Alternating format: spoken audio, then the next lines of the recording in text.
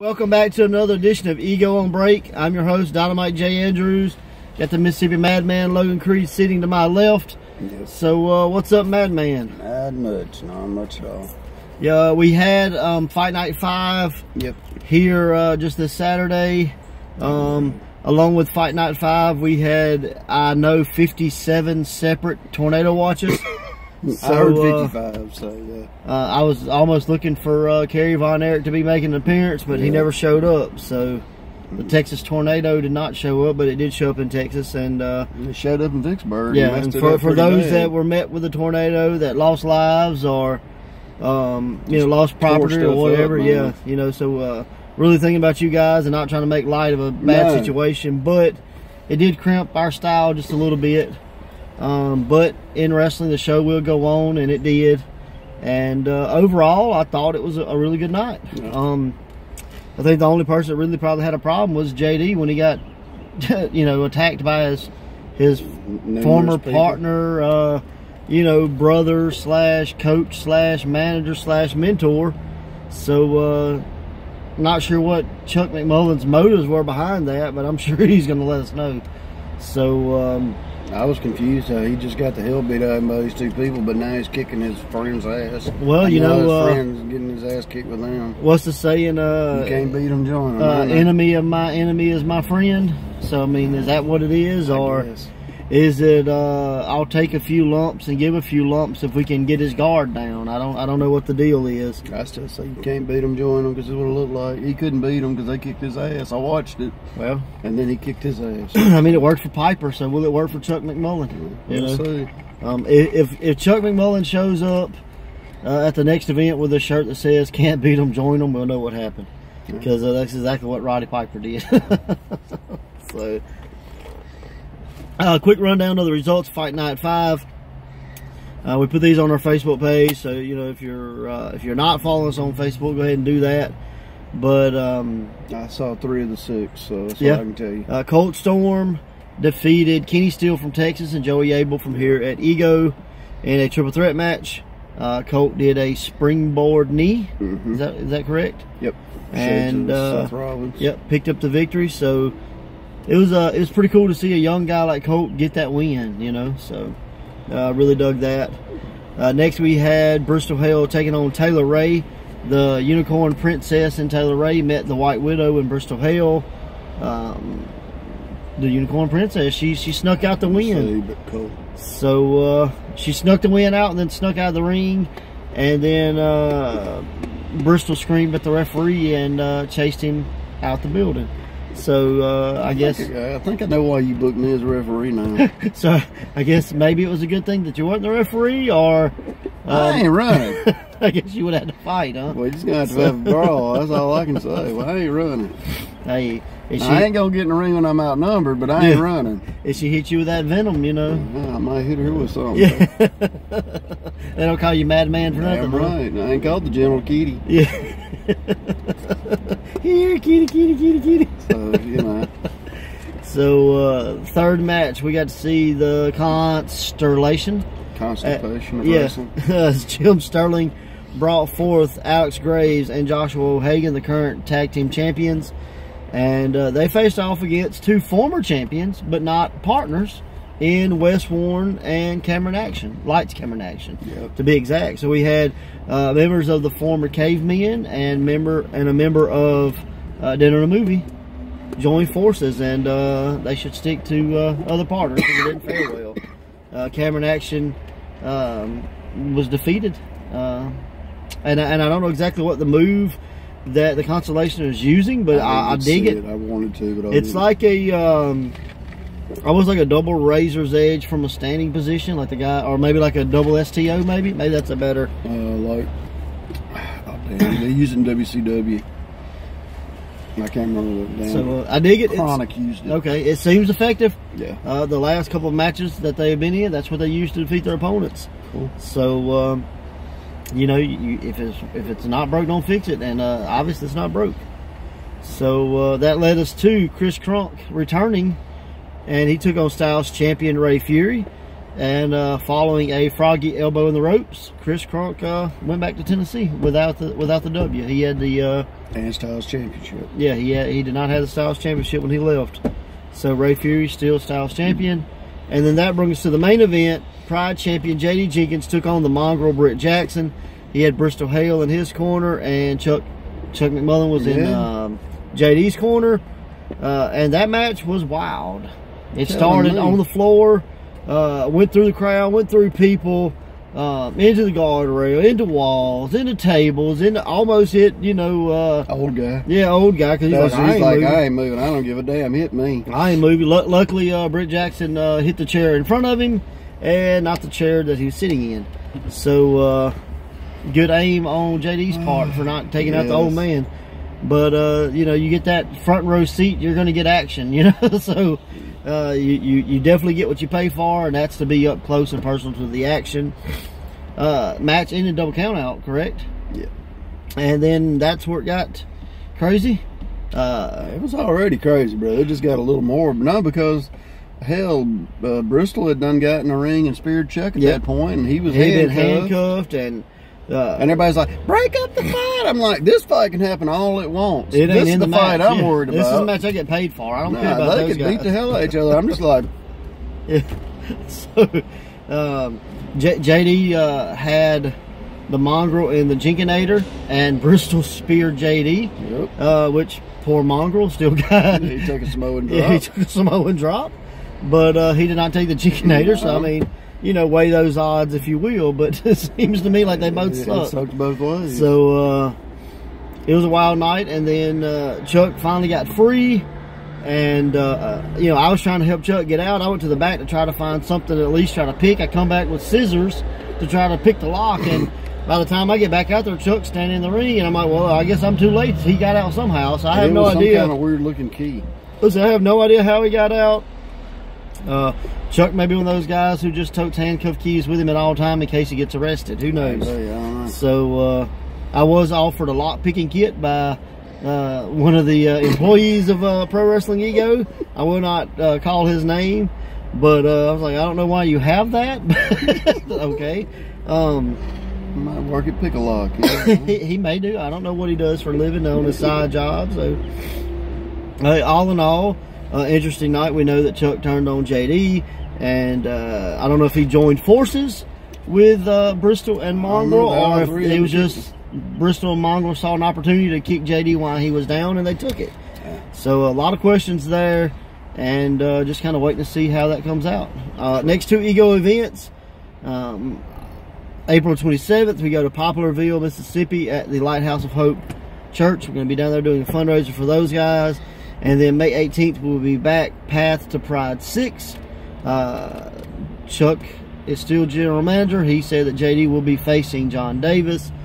JD has faced John Davis twice, and it has not fared well. I don't know if that's Chuck stacking the deck against JD, or you know what. Either way, Pride title will be on the line. John Davis is a former Pride champion. So who knows? It's going to be an awesome match.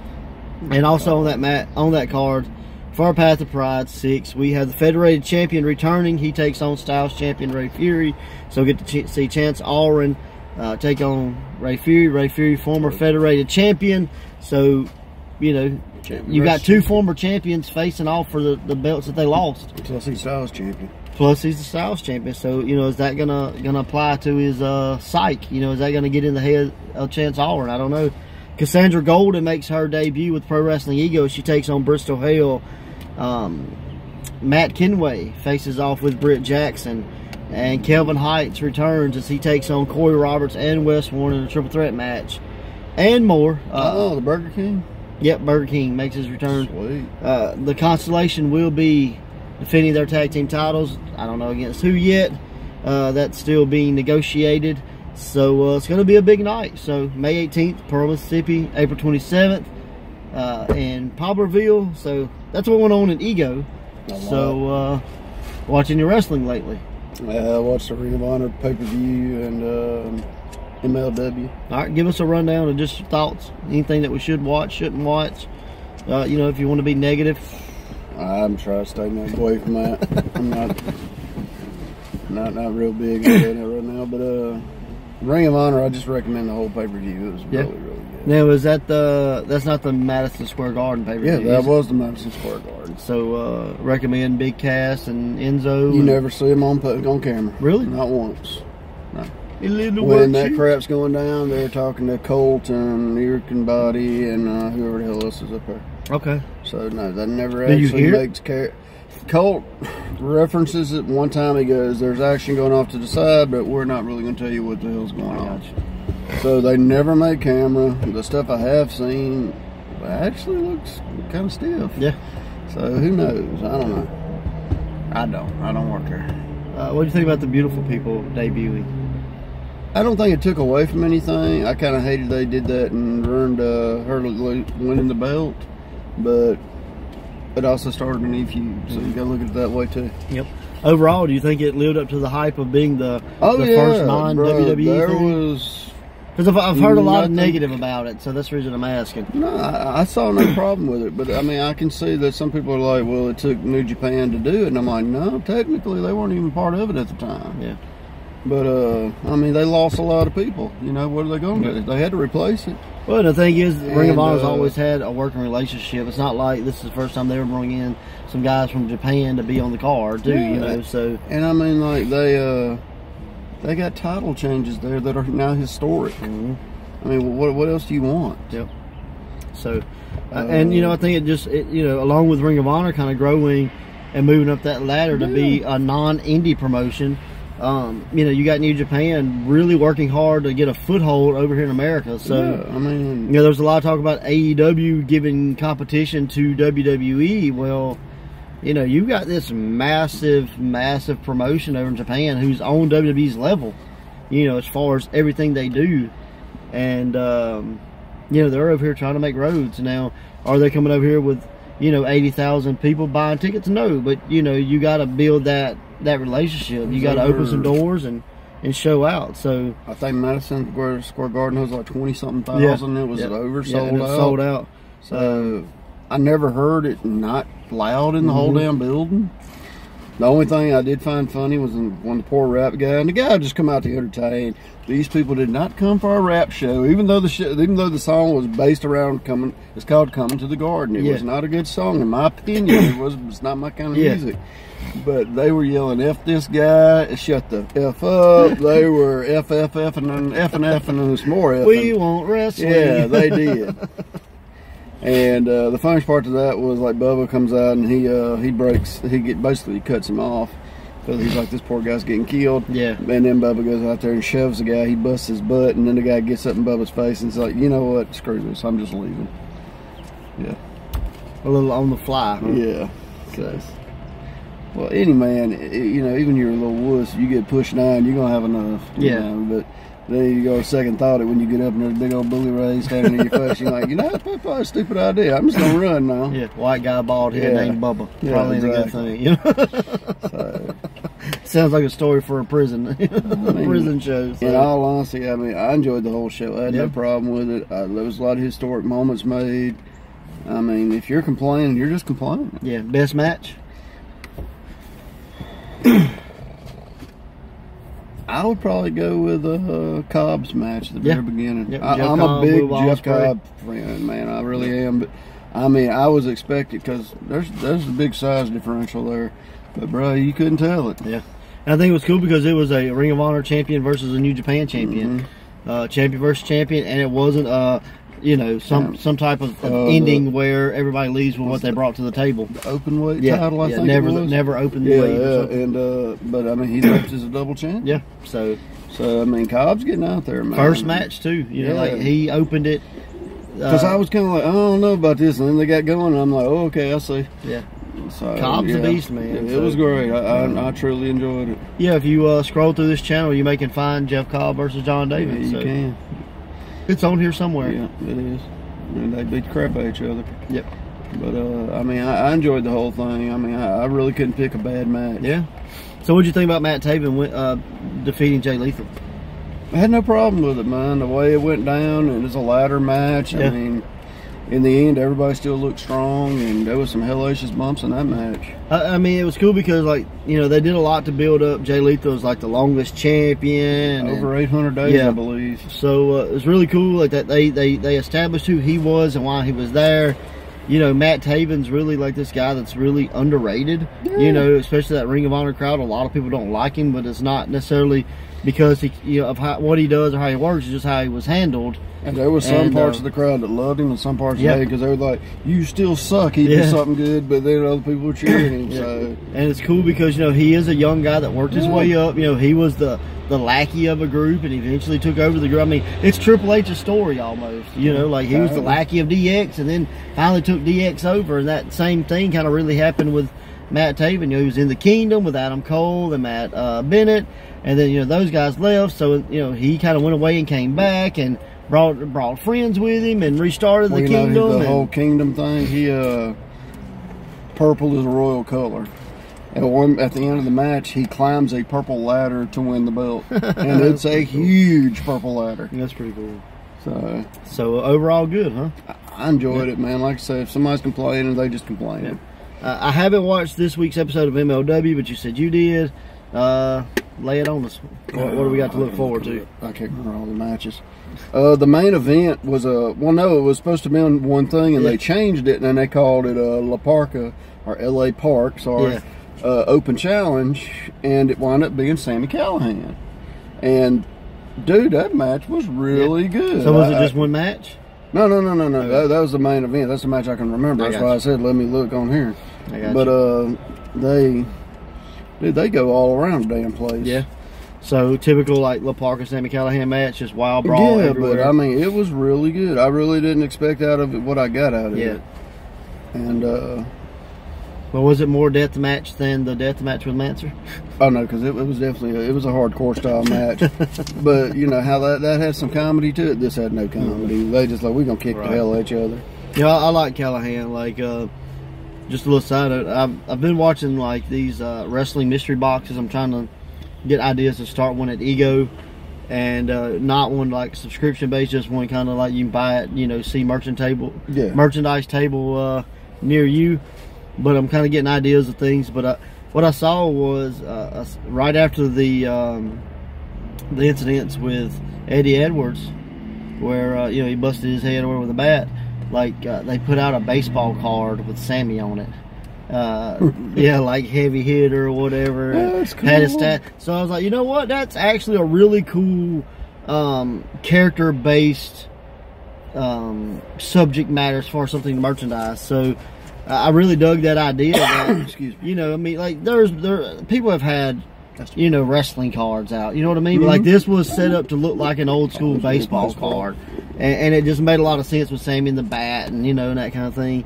So I was like, it's really cool that they kind of took these two ideas and mashed them together. Now, this was the first match. I don't know why I couldn't remember, but anyway, it was Brian Pillman Jr. versus MJF. Okay. And honestly, it's probably the best Brian Pillman match I've seen so far. And like they played up each other really, really good. Yeah. Well, you know, the more he's in the ring. Oh no. So. Like he's finally getting certain spots down that he does, and you kind of know a little bit of what he's going to do. But because this is a guy, a year and a half ago, nobody ever heard of him. Yeah, you know, and just a good match, man. Yeah. Phone cut off.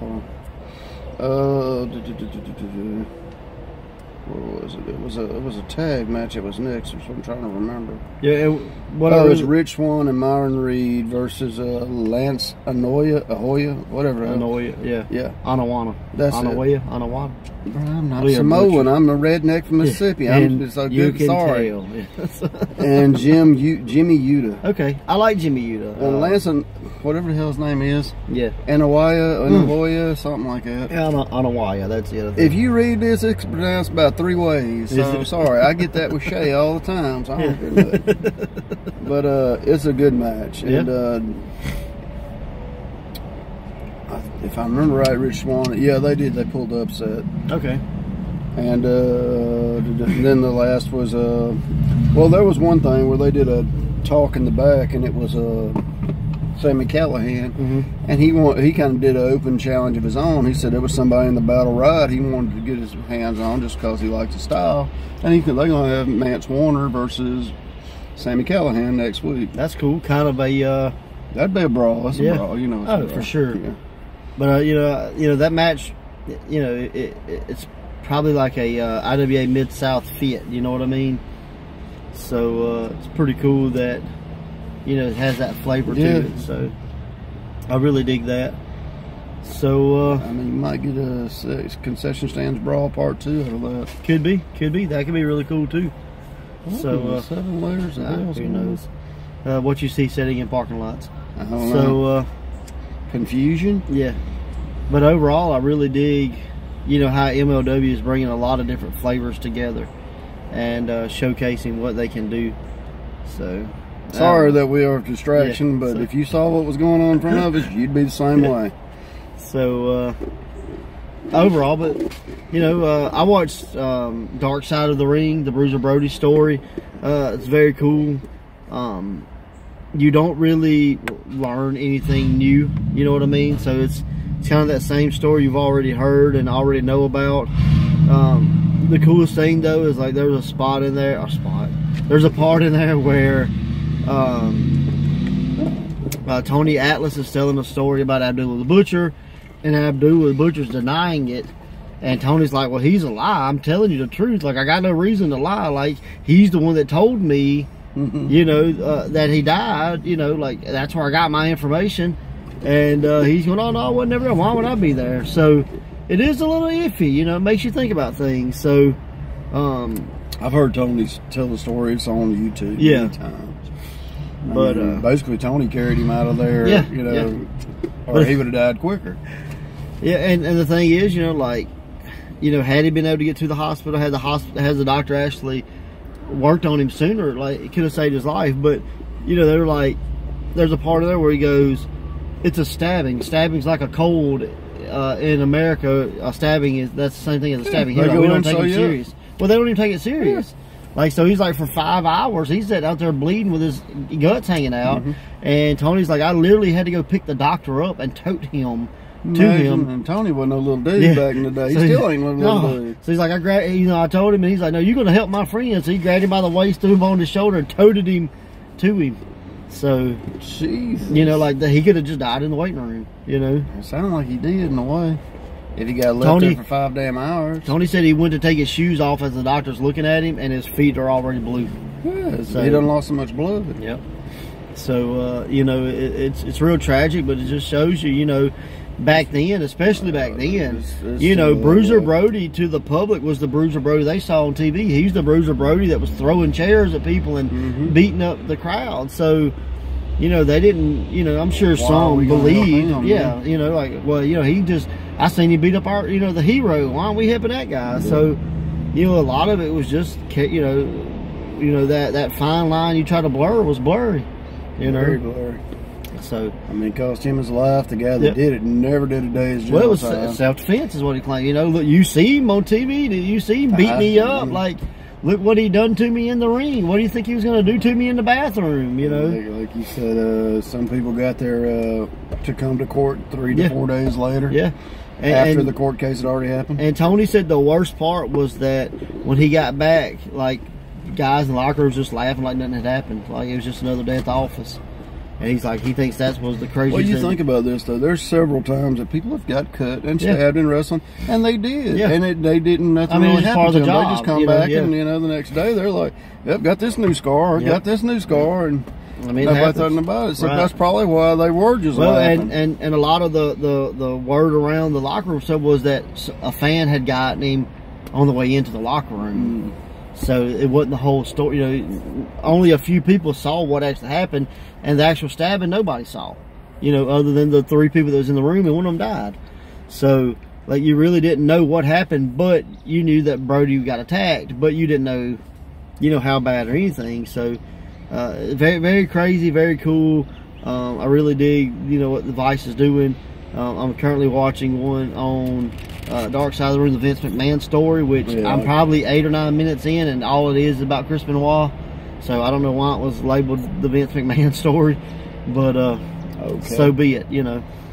But you know, I'll add to that, you know, maybe next week, kind of tell you how I feel about that.